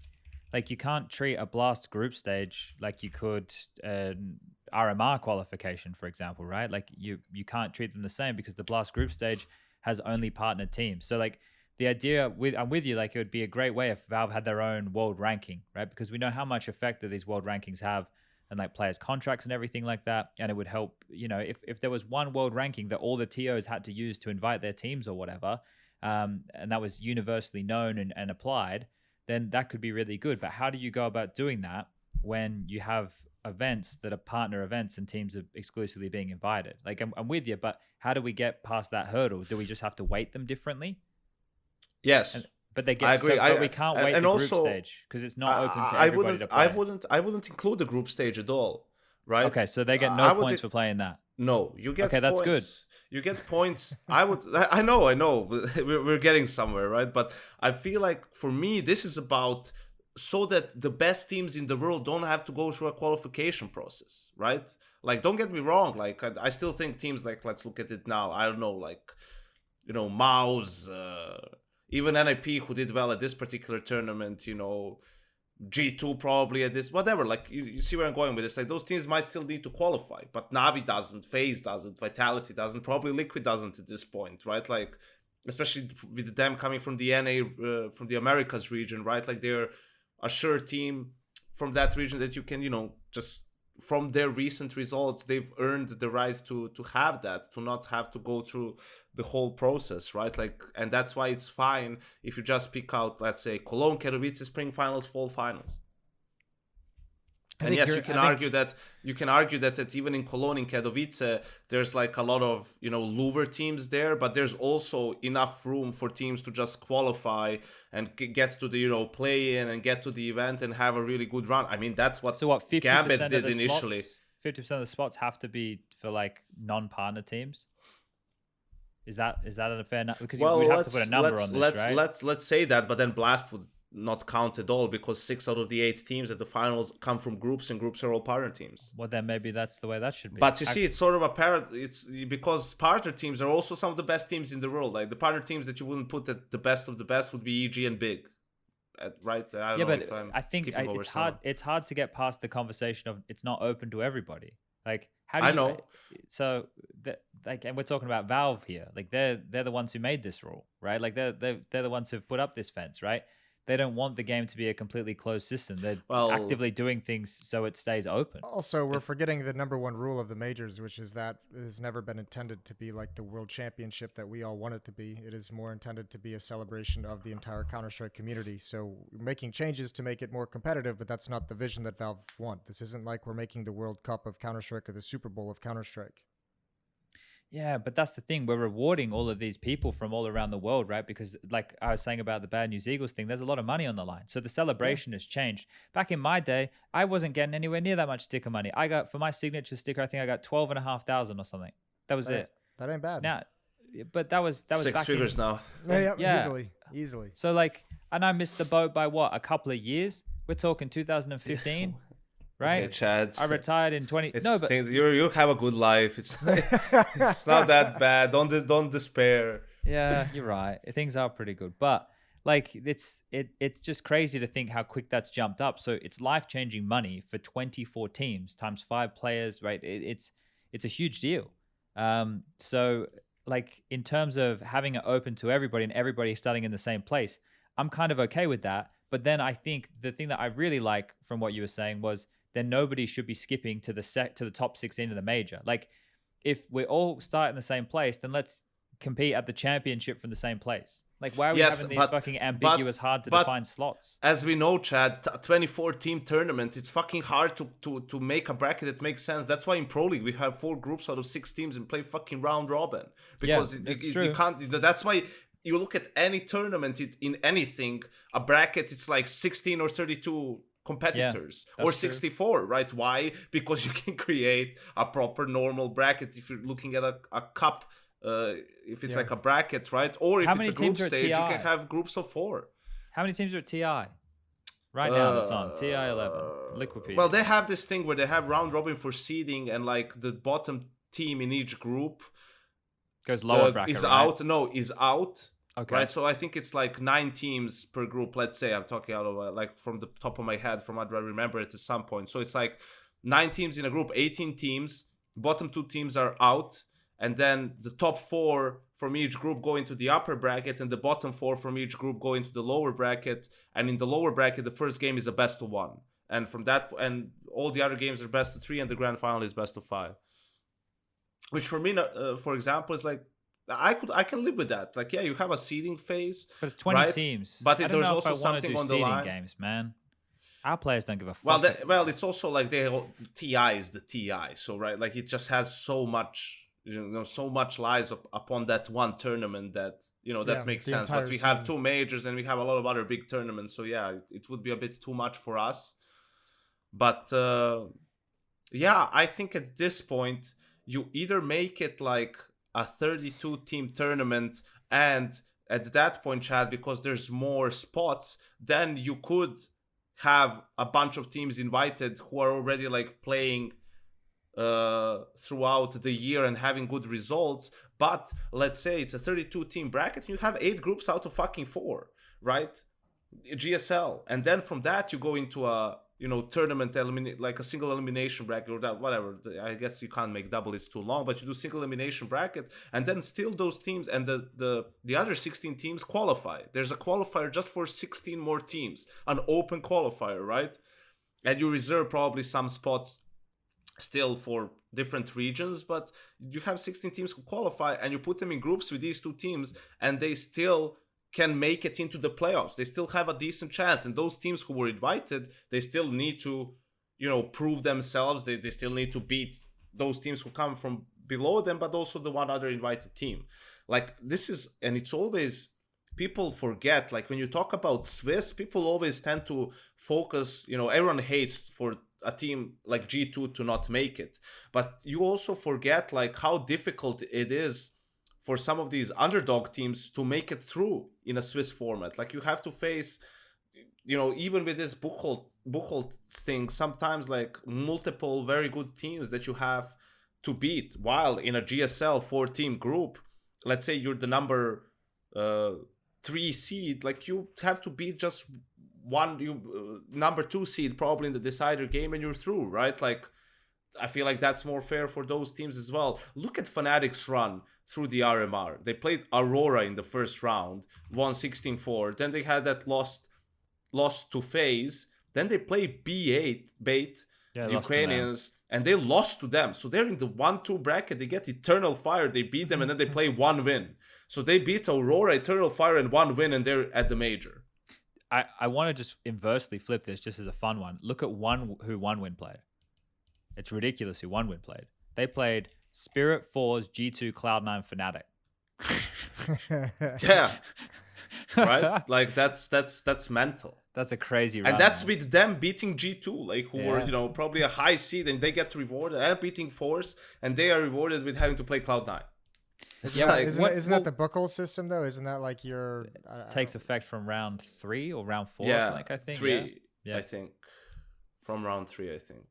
But with that, like, there's a lot of adjustments that could be made there. But I think like this is where I start like taking a step back, right? And I go, okay, so what do we run a major in now? We run a major in 12 days now. We have 4 days for Challenger stage, 4 days for Legend, and 4 days for Championship in the arena, right? And then I think about some of the other issues that we have. I think like the way we try and scale things into the arenas is not great, right? But you use this example that ESL are running right now, and we know that the scale of Rio is on steroids, so everything needs to be bigger.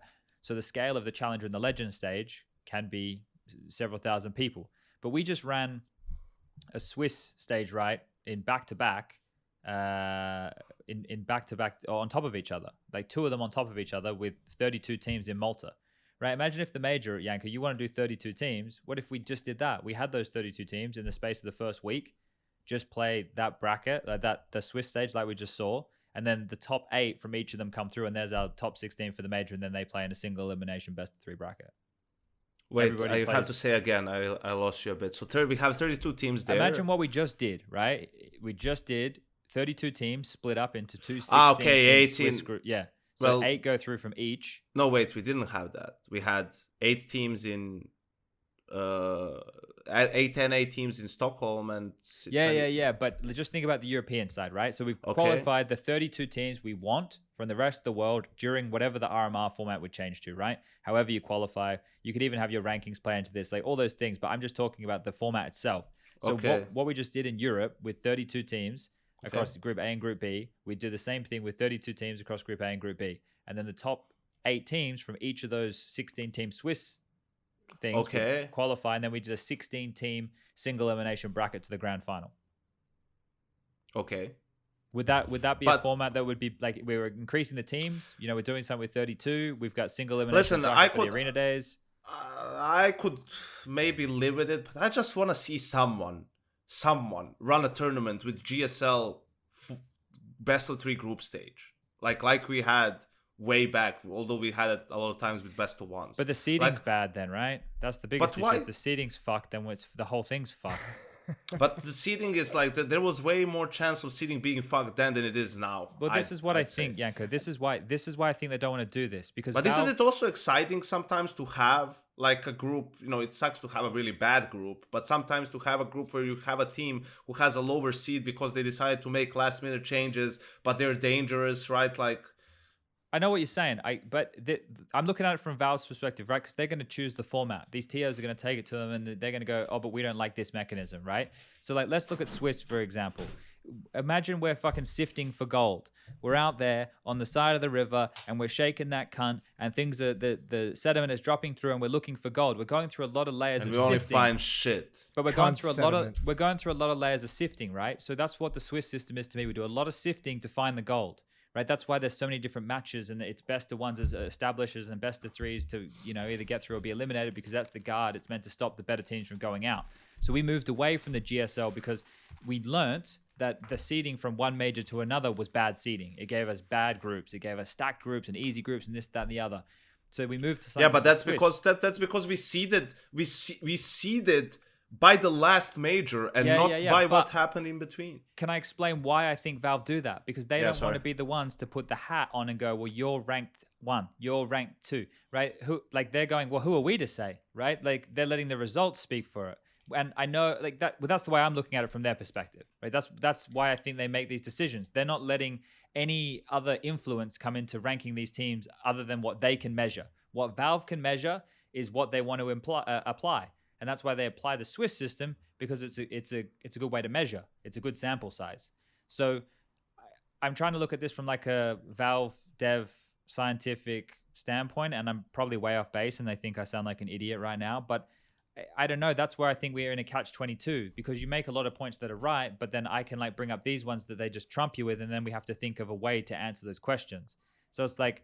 All of the things that you're saying are correct, but we need to have a good answer for them. Listen, if I have to pick something right now, Chad, I'd take having 32 teams at the major and the stage being, like you said, 2 groups of 16, right? Like the RMR in Europe was, and that's the way we determine the playoff teams. But if half of those teams were invited and the other half we found through an open qualification process. Yeah, so there would be some form of a ranking that would run throughout the year that would need to be set up with like there would have to be like a rule book written. If your event meets this criteria, then teams who and that's what they had, and that's how it was in Dota. It had to be at least 250k or 500k prize money. It had to be 16 teams tournament. There had to be representation from all regions through the all regions need to be represented through an open qualifier, like at a certain number of spots, and then you get into that group where you would be able to get points for TI and for the whole circuit, right? There's a set of requirements you need to fill out. If they actually enjoyed that, they would have instituted that in Counter-Strike. Well, I mean, we also have seen that they don't want to be like. It seems like the only thing that happens is like that the Dota gets all the good stuff all the stuff that we're doing right, and they start implementing it, and we're just like, we don't get any trying. Yeah, we're not trying to do any of that. But I mean, also look at the way Chad, the I'll Dota even scene give you this. Died. Chad, I'll even give you this. Out of the 32 teams, just invite 8 and not even 16, right? And then let the 24 come through a qualification process. But let's say for that qualification, there's like a certain number of spots, like there's like an open qualifier and then that closed qualifier like we've had, right? And then you have at least some teams straight into the closed qualifier. Yeah. There's a lot of things to unpack with this, right? I mean, listen, this is something where you would probably need like 5 more guys, and a month to just kind of brainstorm and come up with stuff to really make. But I just wanted to like kind of start the conversation in a sense of that. I just wanted to say, I think like, I don't like how it is right now. I think it could be better. Yeah. But also here's the problem, Chad. I know what you're saying is like, you know, when you talk to Valve, it's like this, it's like that. And do you think that the last two majors that we had, do you think the best team won the tournament? Yes. Yeah. So is there a problem? Isn't that the, you know, right? Isn't that the point of any tournament? Like that it's structured in a way where it gives an opportunity and the best team will win, and that's what happens. So is there really need to change anything? Yeah. There's also no perfect. There's also no like perfect format, right? Like as much as we like think back sometimes, and I agree with you. I think it would be cool to have some GSL groups as well, but there were plenty of issues with those as well back in the day that we were always complaining about. Yeah, there's no format that will, you know, please everyone. Make it so that G2 doesn't have an opportunity to fuck it up. Yeah. Yeah. And poor there G2. It is. Poor G2, man. You want to talk about EG? Well, you want to talk about EG. I've never had a stance on EG. I'm just watching their progression. I was just like, this is weird. Let's see what happens. I told you they were going to qualify, and that Complexity wasn't at the end of last podcast, and that 0-0 Nation will make it, and that Imperial will get a lucky bracket and make it in the end, which they didn't really. They kind of fucked it up. But 9Z is cool. Like, they are surprising. I had a feeling 9Z was going to go through just because they've been seemingly on the rise. I didn't actually predict them to, but I remember when I was doing my predictions for the Americas RMR, I was like really hovering over which team I would want to take out for 9Z. But they've had some cool stuff over the past year. I think that like this shouldn't have been too much of a shock that they actually qualified. Yeah, I don't know. I liked the type of Counter-Strike they were playing before with the old roster, and obviously they changed a lot of the core of the team. But I didn't get to see many of their matches, so I have to go back and watch to talk about the way they're playing or the highlight players. I just thought that I think Zach runs a pretty good ship over there. You know, he's good with the type of players that come his way. But Jason, EG, obviously you're excited about them. Why are you excited about them? What, right? Is it just the fact they did qualify? Is that the impressive part? I mean, yeah. I mean, I think there's that. Like a disappointed parent. You got an A+, no, just the fact that they qualified to the major. That's a bit. What the fuck? But it's like only EG, second place as well. Jesus. They're meant to qualify for the major. It's EG. It's one of the biggest organizations in the world. You know. Yeah, but I don't think any. I think. Like, I mean, look at what they've been for the past 6, you know, like I think 2 months ago, 6 weeks ago, we wouldn't even be, you know, if we brought up, hey, is we only recently changed though, right? The dialogue has always been, if Breeze and Cirque can shoot people again, you know, everyone's always been like, Tim's coming back, he's going to be you know, who knew? Yeah, but there's also been going to work out. No one. But I mean, there's also been the conversation of like, you know, we've been saying that about Cirque since like COVID ended, and we've been saying that about Breeze since COVID ended. So the fact that this one actually brought them back from like the brink of death, I think part of the reason why it interests me, I had a really good chat with Valens, and just like asking him about his thoughts, and obviously kind of deep diving into his whole like data scientist approach to like running a Counter-Strike team and everything. And I just know he said some really, really, really cool stuff. So I was, and a lot of it was about like Nealon.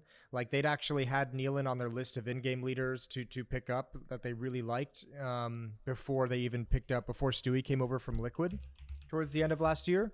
So obviously when all that shit happened, I mean, they just were able to go back to it. But the fact that they had kind of scouted him and really liked him going way back then, it was kind of cool to me.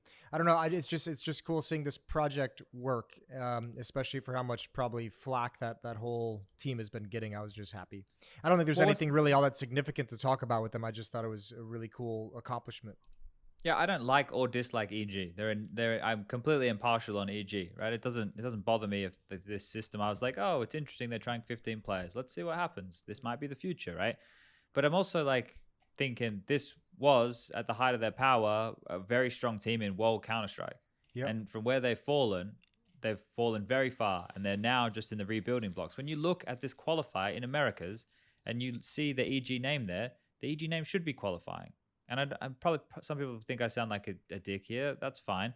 You can celebrate the fact they qualified. That's great for the individual players, especially Nealon coming across with that story. Hex coming up from one of those different academy projects that they have over there. That's all great news, right? Like that's all good. I'm happy that they have achieved this. But So the organization as a whole, it's like, okay, this is the first step back. So now let's see the next step. Like, let's see them there get competitive. And I think that's where I can start getting excited, because they weren't playing bad Counter-Strike, right? They're playing, better Counter-Strike now. Like, we're seeing visible improvement. And that's nice. That's what we all want. That's why, some people go to the gym. They want to see the visible improvement. I don't go enough to see any improvement at all. But, maybe one day. But, we're seeing improvement with this team, and that's cool. But it's like, I still don't have any expectations for them. I wouldn't, like, when we're having a conversation for them in the top 24 teams in the major, they're one of the teams that I think in the initial stage could go, 1-3 or 0-3, but they could also get through, right? It's like, we just need to wait and see more from them. I'm trying to give time to some of these squads. Same with this NIP team. What am I meant to see from fucking 5 maps of Counter-Strike? Yeah. Like, how am I meant to die? What am I meant to look at here? Like, I can look at the promising signs and I can maybe see some worrying signs, but there's also not enough to go off. So I don't know. It's so hard to mark the teams now, because we're not in the period of time where we would have a LAN event every week or every second week. Gone are the days where we would be on a plane to Spain, and then the next week we'd be in fucking, I don't know, Germany. Then after that, we'd go to Poland. Then after that, we'd fly to America. And then 2 weeks later, we'd be back in Stockholm. Those days don't exist anymore, right? Like, we just had 5 weeks of a group stage. They kind of do. Right? Do you think? I think some stretches, obviously, and I think some teams a little bit more than others. And I mean, look at this kind of like, it's so segmented now, though, Jason. They don't play each other every week. It used to be they play each other every week in the same final. The teams would match up against each other. Yeah. I know the teams aren't necessarily always playing the same teams. That part's nice. That matchups aren't as diluted as they used to be, but there's still a shit ton of competition. I mean, especially, I think, you guys kind of talked about the format of the major a little bit, and I'll be honest, format conversation is not my strong suit. I kind of get bored during those. Not during you guys made it completely exciting. But like, I mean, wow. even more so, the schedule around the major for me is like the more interesting prospect. Like, I hate that we just had the RMR, and then there's a blast showdown, and then there's a major.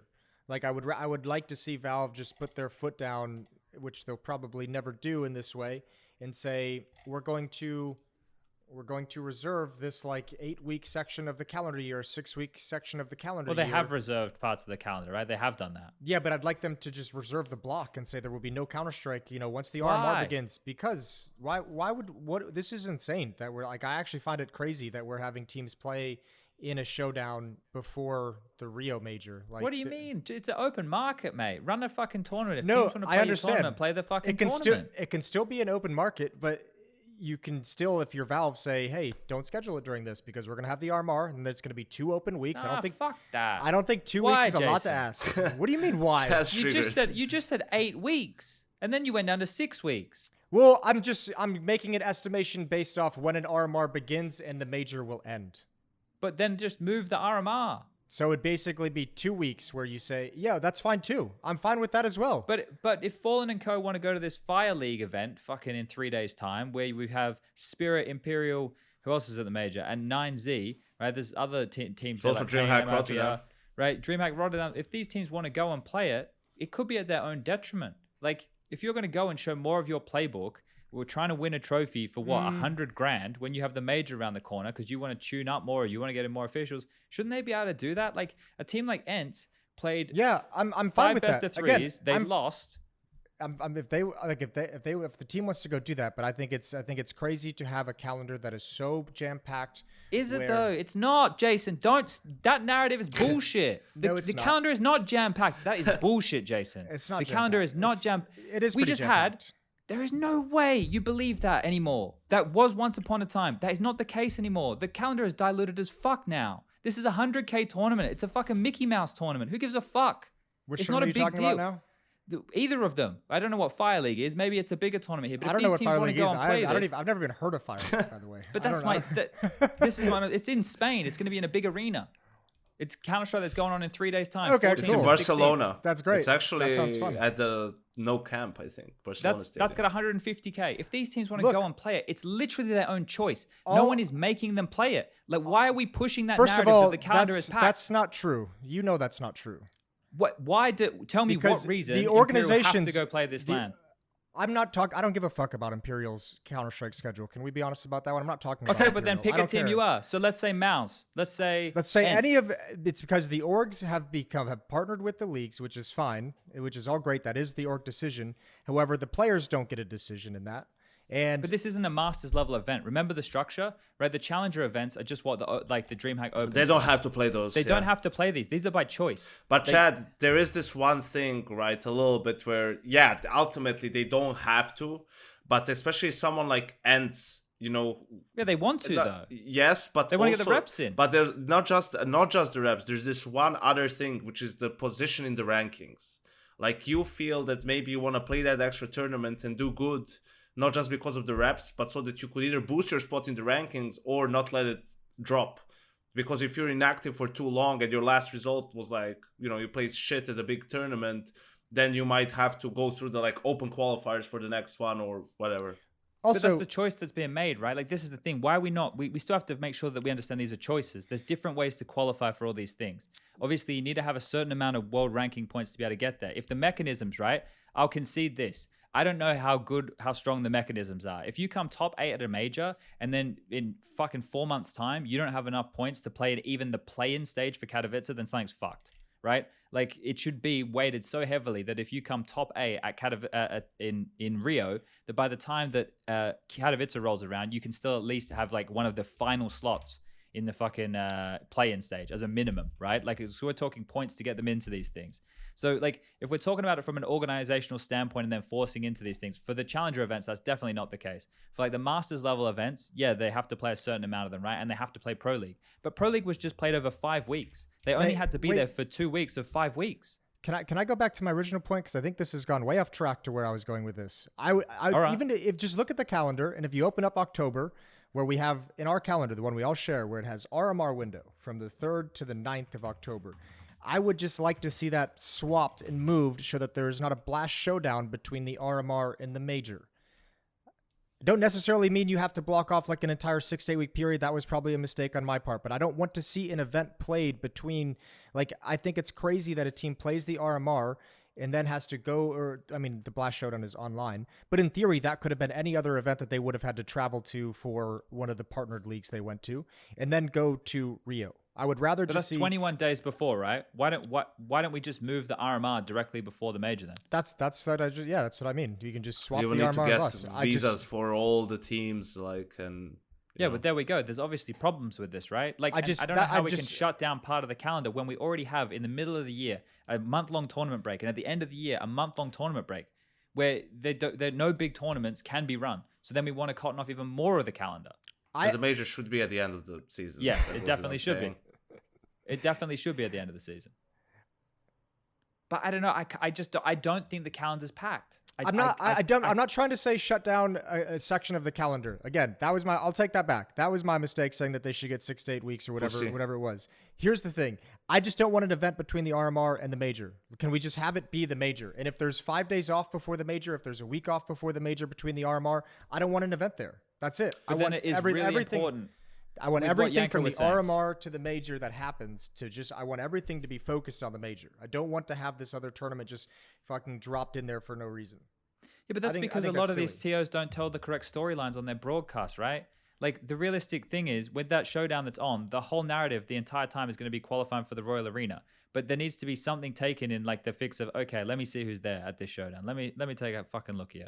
Yeah, like, but now you're asking Blast to create storylines around an ESL major.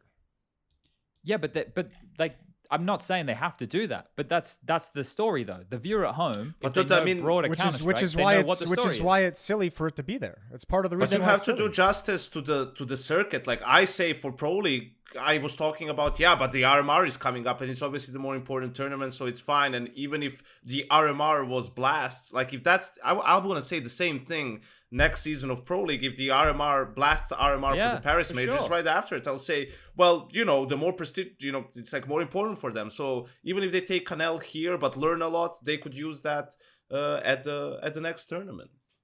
Which, for example, EG would be a storyline for that, because the confidence they got from a couple of wins in the Pro League group was what allowed them to do well at the RMR and make it to Brazil. Like, I I don't know, like if we want to bring it beforehand so it's not there, right? And it doesn't exist, then there's so many other things we have to address, right? Like location becomes a massive one. And then we just talked about how many teams did we have from all over the world that just were in those RMRs?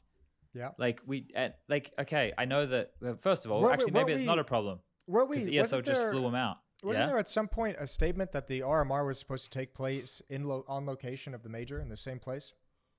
It was meant to take on LAN. It was always meant to go down on LAN, right? That was one of the the LAN was things supposed that to came be. I thought it was supposed to be on location of the actual major event. I don't know why. That's in my head. I thought early it was meant to be all of the regions amalgamated, right? That's what I thought as well. And then you come together and everybody tries to qualify. So actually the best 24 teams qualify and not regional representation. But they've obviously changed that, or I misheard in the beginning, right? But weren't the RMRs for Stockholm all done in Bucharest? Or were they done in Stockholm? They were done. I thought they were done in a hotel in Bucharest, but maybe that was for Antwerp, because Antwerp. Yeah, they were in a hotel in Antwerp because in for the Antwerp major, they were in a hotel in Bucharest because we were in a different hotel than Maui.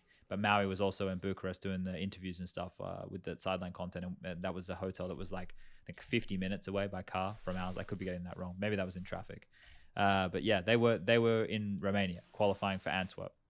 And I guess logistically speaking, that was better for PGO or easier for PGO to pull off, right? But that's the thing. It's like with this conversation, this is where we get down to the nth degree. It's like, okay, so at what point in the online qualifications for this event do we start doing best of threes, right? Like at some point there has to be best of ones. But the event, the literal qualifiers for the major is open to as many teams as want to sign up. Like literally.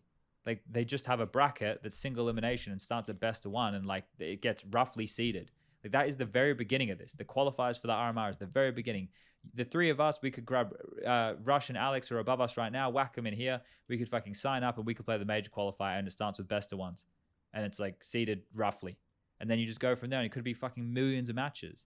So all of this is like, okay, so then when do we start the online qualifications then? Do we then, put another 2 weeks in the calendar where, it's online qualifications, then we have to book flights in a week? Like we're talking about taking up like fucking 3 months. So we'd be taking up 6 months in a year. Like this shit has to be fit in somewhere. I don't think we can block it off like that.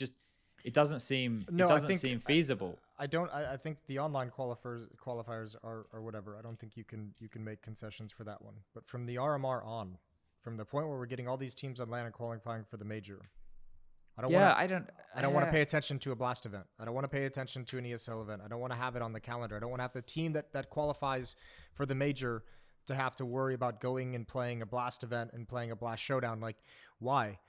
As a viewer, when I'm watching the Blast Showdown, I know, these teams would probably love to make it to the Blast Fall Finals in Copenhagen, but at the end of the day, they don't really give a fuck because their mind is going to be on the major.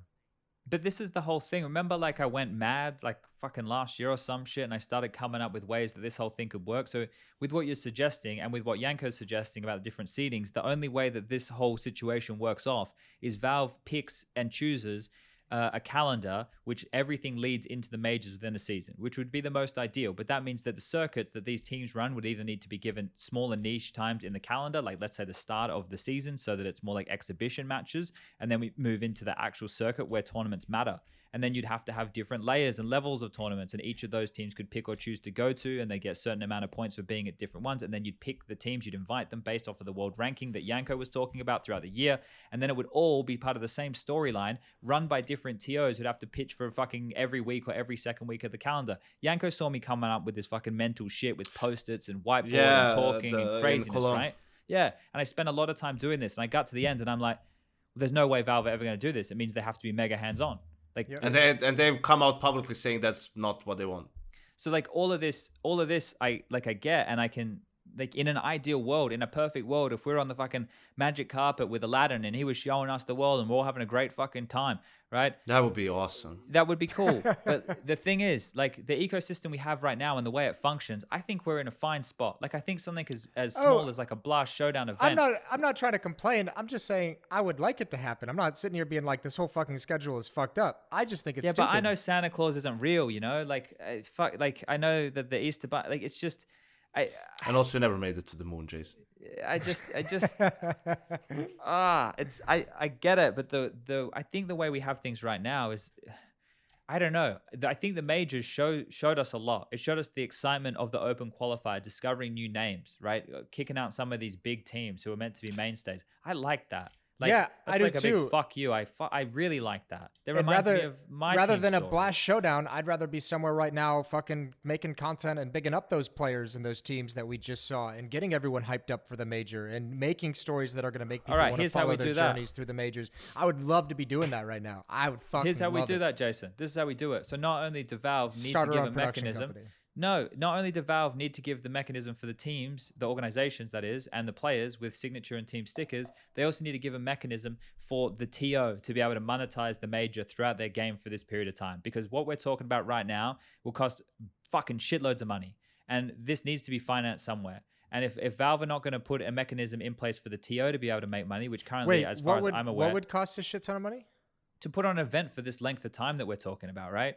I know you're saying that we just did it and everything, but the whole thing would change. You're like booking an entire, we're talking like over a month worth of Counter-Strike, right? And it would have to be this massive thing. Everyone would have to be on site. We were fortunate right now that they were split up, that PAX in Australia took that load, that ESO had that office down there to be able to do that. The fact that ESO had the office in Stockholm to be able to do it. The fact that fucking ESO had the space for Yanko and Co and Katowice and they built something here in Malta, right? Do you feel thankful for that one, Yanko? I know Yanko doesn't. But the point here is that ESO actually had all those resources to do something like that, right? But if we're ending up doing that, I'm not saying these other TOs will find the money to do it, but if you want to put on this like month, this madness month of Counter-Strike on location, right? On location where they have to normally build things out of their ass, right? They hire an NEP truck which costs fucking millions of dollars. They have to have arenas, all this kind of shit. It's not, they have to ship shit around the world, right? You're talking about renting out venues for almost, multiple week things at a time and moving everything and people on the ground. Then we're getting into crazy mega bucks, right? And I'm not saying let's not do it. I'm saying let's work out how we can do it. And then that means that Valve needs to help the TOs somehow make some money out of this, right? Other than just fucking them selling sponsorship deals, which half of them are sold very badly, or fucking, the fact that they can sell gate, right? So they get tickets, right? But we need to be talking about something that is monetizable in-game for the millions of viewers online at home who fucking love watching the game to help out the TO for putting on a better event. Right? Like that is where the crux of this is. But that means that Valve, right? I look at it from Valve's perspective. If ESL or Blast or whatever shut down tomorrow, I think they would think it's a shame, but I think they would expect someone else to start doing it. And I don't know whether or not that's true, but I think that's what they think. I think it'd be true, but it would be like teleporting back in time to like 2016. Oh, it sets us back, yeah. But I think this is also the thing. It's, can these companies make a business out of this? We're giving them enough rope to be able to attempt what they want to do. We're not completely shutting down these partnership agreements that they have. We're not completely taking away that option from them. If they personally think, and the teams as well, if they personally think this is the best way for them to monetize their business model around Counter-Strike, give it a crack. But we're going to run what we think is our best business model, and we're going to use you as the conduit to the community to run the events, to run the qualifiers for, well, I guess it's not our World Cup, but our celebration of the game. And they buy the things that they put in place by being the ones who own the fucking video game, push and pull the TOs to do their bidding. And on the meantime, it's like, yeah, you guys get the every second weekend. You can look after little Timmy every second weekend, take him out for ice cream if you want, right? Like, I look at this from their perspective and I can start to understand it more. Whether or not it's the best one, but I'm just given some framing to it. And I don't know. I feel every year we're in a better place, right? Maybe not production wise at the moment, right? Like, but in terms of the game, this is already like almost closer to 2 hours. So let's not get into production. Let's leave the production talk for next week. Okay. Yeah, well, we got plenty of time with the lead up here, right? And we got like 20 days or something until we need to fly out there. I'm just having a look right now. Challenger stage starts in 20 days. You say 16 for you? I'm going. Oh, I'm going on the 26th as well. It's 27 for me. Okay. I'm going later. I think I'm going on 27th or 28th. Yeah, no one needs you. Perfect. That's what I like to do. No, that's all that content you wanted to be doing right now. Yeah. We'll let you know how it goes. Well, I guess you can be doing the content, Jason, from home. Get back over here. Mate, I'm hanging out. I'm sleeping. I fuck content at this point. I'm home. I'm home. All right, cool. Well, it was a 6-week sprint of Counter-Strike. I think Jay, who he did every single game on the A stream over Pro League and the RMRs. He did 200 maps, he was saying, over those 6 weeks. He did literally every best of 3 every day. Doing that what J-Raz, was he doing? He's like the context observer. Yeah. Okay. Yeah. That's so unreasonable. Crazy, right? I don't know how many other people in production would have done that. I think he's one of very few that doesn't get like a shift change. I hope he gets fucking paid. Hopefully he gets overtime. Yeah. Yeah, well, he wouldn't do it if he didn't want to do it, I guess. That's the esports attitude, right? Right, guys? They don't need to attend that fucking tournament if they don't want to.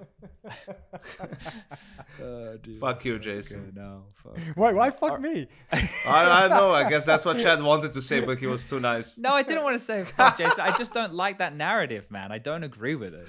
It's not I just a narrative. don't agree with it. Let's not get him riled up again. I don't agree with it. I just think that I just think that it's not. You just think Jason's full of shit. Yeah, I understand. No, but he's always comes from the liquid angle, right? And those fucking crybabies about being away from home. We've had this conversation a million times. No, dude, because fuck's sake. I'm just saying, Jesus man. Christ, it's so exhausting with you. Did you hear the story about complexity, by the way? Do you know this is why I think the schedule is so fucked, and I always take the angle of the North American teams, because if complexity didn't actually qualify for the Pro League playoffs, they would have had 2 options. They would have had to go home fly all the way back to the States for a week, and then fly all the way back to play in the RMR back to Sweden, or their option. What do you mean why? I said this is option 1. This is so you. But don't why need to was do that the why option? Yet. Okay, all right. Because they have a week off. They were in Group C. They would have stayed in a boot camp. Yeah, well, that's option 2, Chad. Now, how much do you think a boot camp costs that ESL isn't going to pay for whatsoever? Why does ESL have to pay for their week in Europe?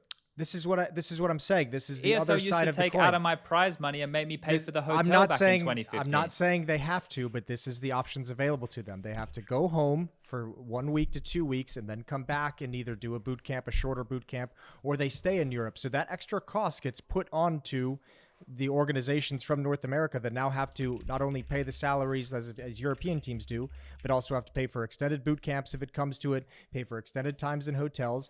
Now, Complexity got lucky and fortunate because they made the playoffs, so ESL paid for them to stay that extra week to play in the playoffs of Pro League before they flew out to Stockholm. It's like they're like, oh, these NA teams, they just get an extra chance to stay in Europe. They probably are happier to get to boot camp in Europe and compete against the better teams. And it's like, yeah, but that kind of an idea and that kind of thinking is just like, you're not taking into account the fact that now an organization has to pay for another week or 2 weeks of hotel for 6 to 7 people, and also pay for renting out a boot camp facility and renting out equipment and paying for the food to stay there. And those are all costs that North American teams have to incur that European teams don't, which is why I always take the angle of the North American teams and saying that the schedule is unfairly skewed towards the European side of things. But then it would just be skewed to the North American side. What about Asia? What about Australia? What about Africa? Oh my Lord, Jesus Christ! Free Africa, Jason. That comes down to that's actually ESL's fault, because why is the NARMR in Europe? Well, yeah, obviously that's an issue that we already went over. They could have that was announced. Exactly. So that's like, that's what makes it complicated for them, and that's why probably you could make the case if you were that NA org, you could probably make ESL pay for some of it, because like. That's put them in that shitty situation. Yeah, because I'm sure it's just as easy as saying, "Hey, ESL, this is a bit scuffed. Give me a few extra bucks." Well, they don't even know what's going on in their own house, right? Like we saw the other day that the Sungal team. Now I'm sure they probably didn't want to play that match after they just had their heart broken by Mouse anyway. But they didn't have the PCs available to be able to play in their ESEA Advanced, which is also under the ESL umbrella. I guess it's the EFG umbrella now, right? And they had PCs were taken away while they were playing the game, so they couldn't. Even if they wanted to, they couldn't play that after. And maybe that was the choice that they made. Maybe they just overlooked it because they were focusing on the major at the time. Maybe they didn't communicate that to ESL at all. But it's like, it's crazy that you can be a grand final of like ESEA Open and these people have to forfeit because they're playing the qualifier for the major at an also, ESL fuck event. those guys who didn't want to reschedule. Also, it's stupid, but let's not fool ourselves. That's going to get resolved. They're going to play that. I guarantee they play that match. I guarantee they can't. Play that match. I think they were saying in like 2 days time.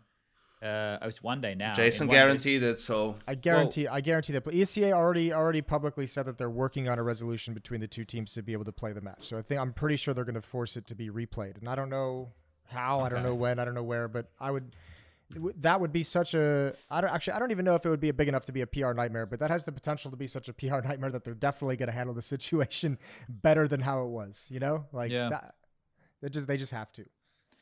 Yeah. Well, hopefully they replay it, because Sungar were kind of fun to watch in that game. They made it exciting, you know, whether that was Mouse's inability or whether that was Sungar. Soulfly is good. Yeah, he looked pretty good. He had some moments. I seen Scrunk. I seen him around the servers before. So you know, a couple names in the mix.